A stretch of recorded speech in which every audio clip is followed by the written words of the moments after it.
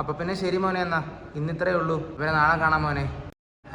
അതിന് നിങ്ങളൊന്നും കണ്ടില്ലല്ലോടാ, പോയി കണ്ടിട്ട് വാടാ മോനെ, എന്താ ഇന്നൊക്കെ സംഭവിച്ചതെന്ന്. പോയി കണ്ടിട്ട് വരാ മോനെ. Go and see man, go and see what happened today. മോനെ, മീറ്റിംഗ് കഴിഞ്ഞ് ഇപ്പൊ ഇറങ്ങിയതേ ഉള്ളേ. ഒരു കാര്യം പറയാനുണ്ട്.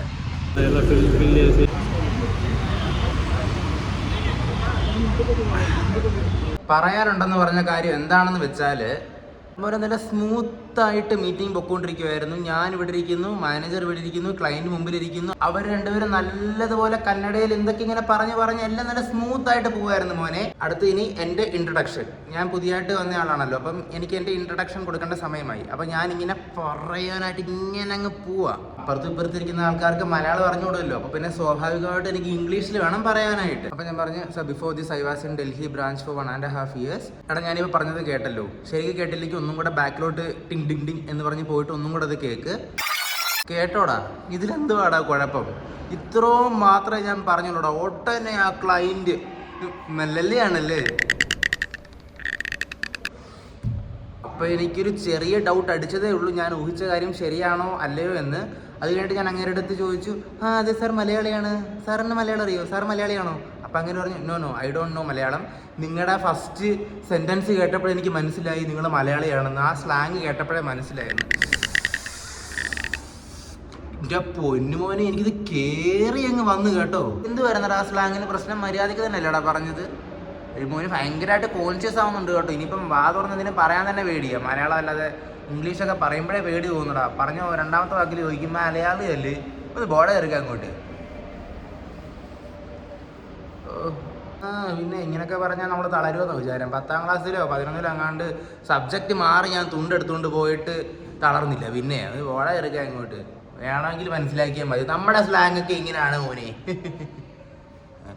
പക്ഷെ മോനെ, ഈ സീൻ അവിടെ വെച്ച് തീർന്നിരുന്നെങ്കിൽ കുഴപ്പമില്ല. പിന്നെ ആടെ എക്സ്ട്രീം സംഭവം സംഭവിച്ചത്. അത് കഴിഞ്ഞിട്ട് ഈ എൻ്റെ മാനേജറും അപ്പുറത്തിരിക്കുന്ന ക്ലയൻറ്റും കൂടി ചായ കുടിക്കാനെന്ന് പറഞ്ഞ് വെളിയിലോട്ട് പോയി. ഞാൻ അവരുടെ സ്റ്റാഫുമായിട്ട് വേറെ ബിസിനസ്സിൻ്റെ കാര്യങ്ങളൊക്കെ സംസാരിക്കുമായിരുന്നു.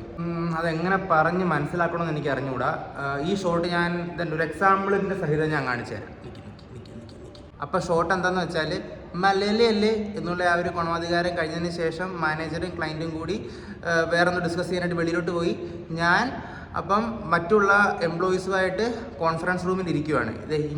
ഇതേ ഞാനവിടെ ഇരിക്കുന്നു, അങ്ങേരുടെ എംപ്ലോയീസ് 1 2 3 4 പേര് ഇങ്ങനെ ഇരിക്കുന്നു.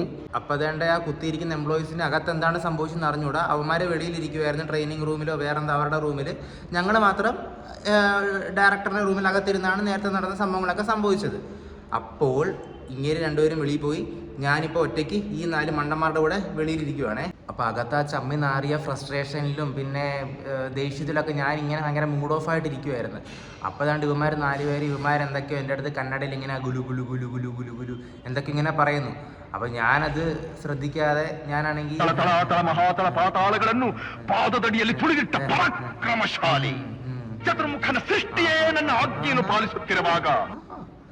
എന്ന് അവരുടെ എക്സ്പ്രഷൻ അനുസരിച്ച് ഞാൻ എൻ്റെ ഓപ്പോസിറ്റ് എക്സ്പ്രഷൻ അങ്ങ് ഇട്ട് അങ്ങ് നിർത്തി അങ്ങ് അതിനുള്ള റിപ്ലൈ അങ്ങ് ഞാനിങ്ങനെ എന്നൊക്കെ പറഞ്ഞ് ഇങ്ങനെ ചിരിച്ച് അവർക്ക് കൊടുത്തുകൊണ്ടിരിക്കുവായിരുന്നേ. എൻ്റെ പൊന്നു മോനെ, അപ്പോഴത്തേക്കും എൻ്റെ മാനേജർ കയറി വന്നിട്ട് പറഞ്ഞു, ഇവനെ കന്നഡ അറിയത്തില്ല കേട്ടോ. പക്ഷെ എൻ്റെ പൊന്നു മോനെ, വയറിളക്കത്തിൻ്റെ കൂടെ തുമ്മൽ വന്ന അവസ്ഥയായിരുന്നു. ഞാനങ്ങ് ഉരുകി അങ്ങ് പോയി മോനെ. കുടിച്ചുകൊണ്ടിരുന്ന ചായ വരെ എന്നെ നെറുകെ കയറി. ഞാൻ പറഞ്ഞു, ഇല്ല മേഡം, എനിക്ക് സ്വല്പം ഗൊത്തു, പറഞ്ഞതൊക്കെ മനസ്സിലായിട്ടോ എന്ന് പറഞ്ഞു. എന്തൊക്കെയോ ഒരു ഭാഷയിൽ അങ്ങനെ പറഞ്ഞ് ബോധിപ്പിച്ചു മോനെ. പത്തറ്റിക് ആയിരുന്നു മോനെ ഇന്നത്തെ ഡേ. രാവിലെ എനിക്ക് സമയത്തിന് ലിഫ്റ്റ് കിട്ടാഞ്ഞപ്പോഴേ എനിക്ക് മനസ്സിലാക്കേണ്ടതായിരുന്നു ഡേ ഒരു കൊണച്ച ഡേ ആയിരിക്കുമെന്ന്. പക്ഷെ ഞാൻ അപ്പോൾ അത് മനസ്സിലാക്കാതെ ഫുൾ കോൺഫിഡൻസിൽ തന്നെ മീറ്റിങ്ങിനും ഓഫീസിലൊക്കെ പോയി മോനെ. അത് കുഴപ്പമില്ലടാ, ഇനി മുതൽ ഇതൊരു ഗുണപാഠമായിക്കോട്ടെ. അപ്പോൾ പിന്നെ ശരി മോനെ, എന്നാ ഇന്നിത്രേ ഉള്ളൂ. പിന്നെ നാളെ കാണാം മോനെ. Let's try not to repeat this mistake again, so we can learn from this mistake, right? അപ്പോൾ ശരി മോനെ, എന്നാൽ പിന്നെ നാളെ കാണാം. Let's see tomorrow guys. ചച്ചാ. കിടന്നിട്ട് ഉറക്കം വരുന്നില്ലടാ.